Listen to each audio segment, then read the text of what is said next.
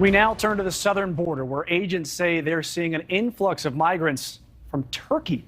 NewsNation border correspondent Robert Sherman is live with why El Paso, Texas has become the #1 entry point into the U.S. for Turkish nationals. Good morning, Robert. Good morning to you, Mitch. And typically when we talk about the U.S.-Mexico border, we talk about countries of origin such as Mexico, Cuba, Venezuela, Nicaragua, El Salvador.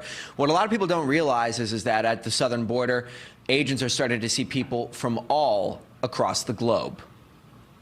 Every day at the southern border, an average of 8,000 migrants cross from Mexico into the U.S. Many travel from Central and South America, Mexico, Cuba, and Venezuela, just to name a few. But since October 1st of last year, Border Patrol agents have processed 8,992 migrants from Turkey, almost all coming through the El Paso sector. Both of these numbers up considerably compared to the previous fiscal year. When you look at these numbers, I always equate it to hope. Right? Hope will make you do things and travel through places that you would never, ever consider. Victor Juarez with the University of Texas, El Paso, says conditions and ways of life can drive people from across the globe to the U.S.-Mexico border. Our partners at BorderReport.com report that Turkish migrants can pay upwards of $15,000 a person to be smuggled in. Typically, they fly into Mexico City and make the journey north. Law enforcement chalks this up largely to the Mexican cartels, who they say have a web of connections and the ability to bring migrants to the border from anywhere. The Turkish numbers are unprecedented, but so are the number of Ukrainians, largely in part due to the war in Europe. About 25,000 have been encountered at the southern border since October, as have more than 13,000 Russians, 10,000 Indians, and over 4,000 Romanians. These are transnational criminal organizations. They operate throughout the entire world.